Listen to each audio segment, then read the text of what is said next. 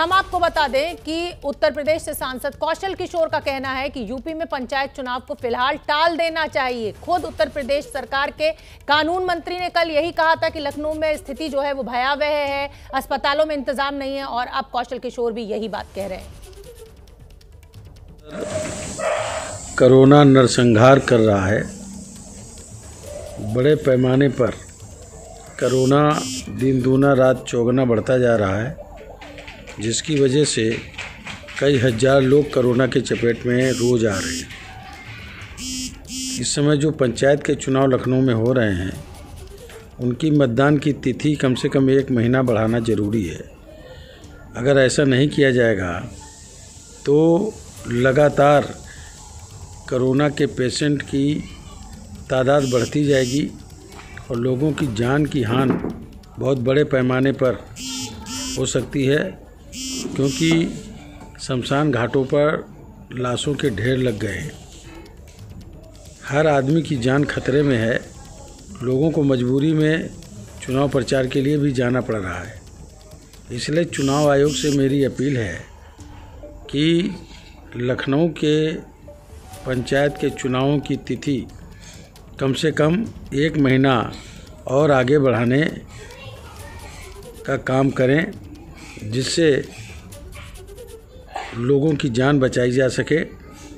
जान बचाना ज़रूरी है, चुनाव तुरंत कराना ज़रूरी नहीं है।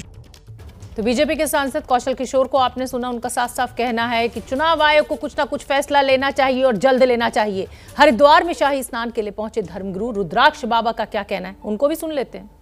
हर की पैड़ी में डुबकी लगाने से ये जो बीमारी देश में आई हुई है समाप्त होगी, क्योंकि देवी भागवत में लाखों जो मंत्र है उसमें से एक मंत्र ये भी है, रोगान शेषान भांति तुष्टा दुष्टा तो कामान सकलान अभिष्टान त्वामाश्रितानां न विपद नराणाम त्वामाश्रिता महाश्रयतां प्रयांति सर्वा बाधा विनुर्मुक्तो धन धान्य सुतान्वितः मनुष्यो मत प्रसादेन भविष्यति न संशयः शरणागत दीनार्तो परित्राण परायणे सर्वस्यार्थ हरे देवी नारायणी नमोस्तुते। इस मंत्र के जप करने से निश्चित रूप से ये महामारी मर सकती है। इसलिए ये स्नान कर रहे हैं, पूजन कर रहे हैं, जप कर रहे हैं और कोरोना महामारी को समाप्त करने के लिए अनुष्ठान कर रहे हैं। इनकी आस्था निश्चित रूप से बड़ी ताकतवर है। कोरोना महामारी इनका कुछ नहीं कर पाएगी। ये आस्था पूरे देश को बचाएगी, पूरे विश्व को बचाएगी। लेकिन फिर भी हमें कोरोना महामारी से बचना चाहिए, सावधानी करनी चाहिए, सुरक्षा के साथ स्नान करना चाहिए। तो सुन लिया आपने इन महात्मा जी को ज्ञान देते हुए, यही कह रहे हैं कि अगर इस मंत्र का आप उच्चारण करेंगे तो आपको कोरोना नहीं होगा। मेरे साथ मेहमानों का एक बड़ा पैनल अब इसी खबर पर जुड़ेगा, क्योंकि कृतेश्वर जी आध्यात्मिक गुरु हैं श्री आनंदन धाम के, वो मुझसे जुड़ेंगे। आचार्य अजय गौतम जी धर्म गुरु हैं, वो मेरे को दिखने लगे हैं, और डॉक्टर रवि मलिक CMD है रेडिक्स हेल्थ केयर के, वो भी मुझसे जुड़ेंगे। मैं अजय गौतम जी आपसे समझना चाहूंगी कि क्या ये मंत्र उच्चारण से कोरोना से मुक्ति मिल सकती है? किस तरीके का संदेश देश के साधु संत समाज को दे रहे हैं? देखिए, बात ये है कि कोई भी मंत्र है उसका एक फल जरूर होता है, लेकिन हाँ उससे कोरोना से मुक्ति मिलेगी या नहीं मिलेगी, हमारे यहाँ शास्त्रों में कहा गया, जैसे उन्होंने महात्मा जी ने कहा, सर्व बाधा प्रशमनम त्रैलोक्यश्च क्लेश्वरी एवमेव तव्यकारम अस्मद्वैरी विनाशनम। लेकिन बात अभी ये है कि जो तात्कालिक परिस्थिति है ये बहुत गंभीर परिस्थिति है और सन्यासी और गृहस्थ के बीच का फर्क हमें समझना होगा। ठीक है, सन्यासी तो तब बनता है जब वो अपना पिंड दान कर देता है, उसको तो मृत्यु का भय होता नहीं। लेकिन आज जो गृहस्थ आश्रम में रहने वाले लोग हैं, जिस तरीके की विभत्सता आज दिल्ली में और बनारस लखनऊ जैसे महानगरों में है, ऑक्सीजन के लिए लोग तड़प रहे हैं, ऐसी स्थिति के अंदर जो कुंभ का पर्व है, देखिए शास्त्र कहता है विपत्ति काले मर्यादा नास्ति, यानी कि ये जितने भी पर्व हैं, उत्सव हैं, कुंभ इत्यादि जो हैं, ये उस समय के लिए हैं जब लोग जन कल्याण की भावना से प्रेरित हों। आज जब इस तरीके की विपत्ति पूरे देश के अंदर छाई हुई है, तो हमें लगता है कि कुंभ के आयोजन को एक सीमित मात्रा के अंदर, ताकि कुंभ का गर्व भी रह जाए और लोगों की जान भी बची रहे, हमें उस दृष्टिकोण में फर्क करने की आज की तारीख में आवश्यकता है। कौन समझाएगा इन साधु संतों को? अनुरोध अजय गौतम जी, आप टीवी पर बैठकर अच्छी बात कर रहे हैं, लेकिन कौन समझाएगा इन साधु संतों को? लाखों की संख्या में ये साथ साथ स्नान कर रहे हैं, मास्क किसी ने लगा नहीं रखा है, और ये अब यहाँ हरिद्वार से निकलकर पूरे देश में फैलेंगे। इनके आश्रम में आने वाले लोगों तक ये कोरोना पहुंचेगा तो जिम्मेदारी किसकी? क्या देश का साधु संत इतना गैर जिम्मेदार हो सकता है?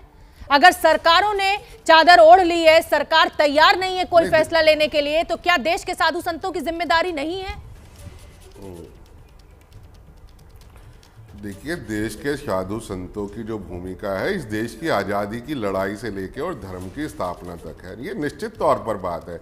लेकिन मुझे नहीं लगता कि चाहे राज्य सरकार या केंद्र सरकार ने किसी ने भी हमारे शंकराचार्य, पूज्यनीय शंकराचार्य जी से या जितने भी अखाड़े 13 अखाड़ों के आचार्य महामंडलेश्वर हैं उनसे कोई संवाद करने की कोशिश करी है कि भाई ये स्थिति है, ये परिस्थिति है, इसकी गंभीरता को समझ के इसके संक्षिप्त रूप को किया जाए ताकि जो एक मिनिमाइज तरीके से इसको कर दिया जाए ताकि कुंभ की महिमा भी रह जाए। मैंने साधु संतों से बात करी, साधु संतों का काउंटर यह है कि जब बंगाल के अंदर रैली होती है, लाखों लोग वहां जुटते हैं तो वहां सरकार कोरोना की बात नहीं करती है। पंचायत चुनाव होते हैं, लाखों लोग जुटते हैं तो वहां उसकी बात नहीं करती है। और जब कुंभ की बात आ जाती है तो ये जो है कोरोना की बात करते हैं। ये साधु संत भी तर्क देते हैं, ऐसा नहीं है। इस बात को लेके हमने साधु संतों से या हमारे शंकराचार्य जी, पूजनीय शंकराचार्य जी से बात करी है।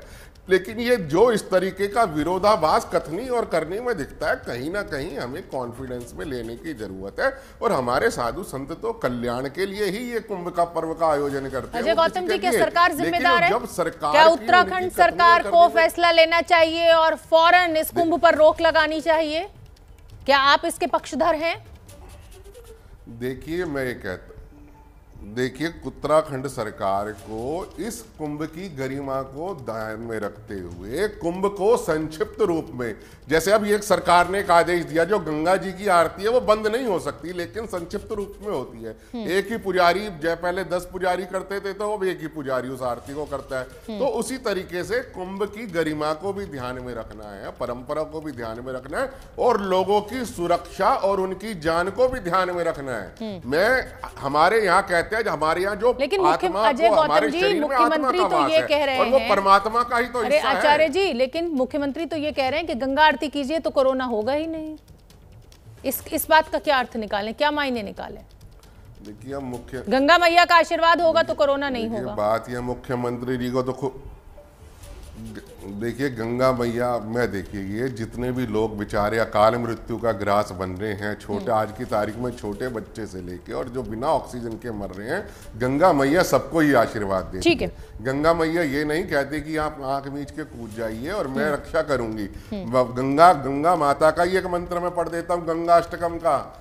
माता ताल तमाल ताल सरलव्या लोलव ललिताक्षणम सूर्य कर प्रताप रहितम शखेन्दु कुंदो ज्वलनम गंधर्व अमर सिद्ध किन्नरवा धोतुम तनासफालितम स्नानायु प्रतिवासनम भवतुम गांगम जलम निर्मलम गांगम वारी मनोहारी त्रिपुरारी शिरश्च। काश आपके विश्वास पर तमाम डॉक्टर्स और जो रिसर्च साइंटिस्ट हैं वो विश्वास कर लें और सब छोड़ के कोरोना का टीका ना ढूंढे, इलाज ना ढूंढे, तो शायद पूरी दुनिया ही खत्म हो जाएगी। Doctor Ravi Malik, CMD Radix health care के डॉक्टर रवि मलिक, जिस तरीके से कुंभ से तस्वीरें आ रही हैं, बंगाल के चुनाव से तस्वीरें आ रही हैं, कौन जिम्मेदार? आस्था जिम्मेदार लोगों की या फिर ये देश के नेता जिम्मेदार?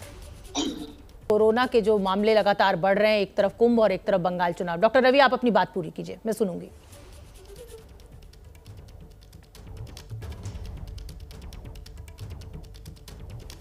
देखिए, हर धर्म ये कहता है कि हमें अपने शरीर की रक्षा करनी चाहिए। इस वक्त हमारा धर्म यह है, एक तो जिसको अपॉर्चुनिटी मिले फटाफट वैक्सीन लगाएं, और दूसरा धर्म यह है कि जो कोविड अप्रोप्रिएट बिहेवियर है उसको हम फॉलो करें और अपने शरीर की रक्षा करें।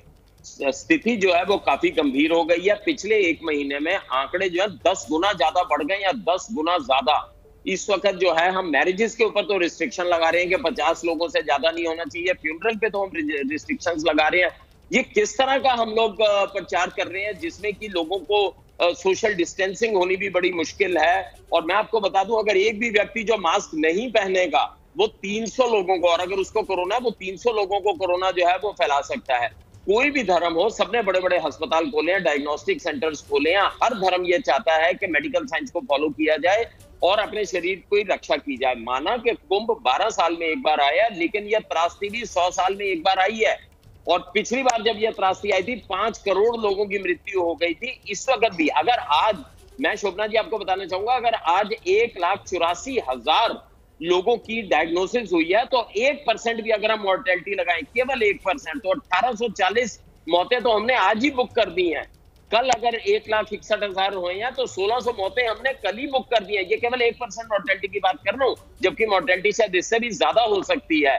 तो इतनी मौतें हम लोग अफोर्ड नहीं कर सकते, इतने परिजनों को हम जाना नहीं अफोर्ड कर सकते। बड़ी सीरियस प्रॉब्लम है, इस चीज को हमारे को देखना पड़ेगा। किसी की भी धार्मिक आस्था को मैं ठेस नहीं पहुंचाना चाहता। मैंने पहले भी कहा है कि मैं खुद धार्मिक व्यक्ति हूं, मैं खुद हिंदू हूं, लेकिन basically as a professional data की बेस के ऊपर मैं बताना चाहूंगा कि ये स्ट्रेन जो आया है ये स्प्रेड भी थोड़ा जल्दी कर रहा है। जिस तरह से हमारे आंकड़े बढ़ते जा रहे हैं ये बहुत दिक्कत वाला काम हो सकता है। और सबसे इंपॉर्टेंट चीज मैं ये भी बताना चाहूंगा कि ये सब व्यक्ति यहां से स्नान करने के बाद में हो सकता है यहां से बीमारी ले, और बीमारी लेने के बाद में फिर अपनी कम्युनिटी में जाके उसको फैलाएं। तो बिल्कुल डॉक्टर रवि, मैं भी यही बात कह रही हूँ कि चाहे बंगाल में चुनावी रैलियां हो रही हो, बिल्कुल डॉक्टर रवि, चाहे बंगाल में चुनावी रैलियां हो रही हो, चाहे कुंभ में इस तरीके से लोगों की भीड़ जुट रही हो, ये यहाँ के यहाँ तो रहेंगे नहीं, ये पूरे देश में फैलेंगे, और जो लोग एहतियात बरत रहे हैं उन तक ये बीमारी पहुंचाएंगे।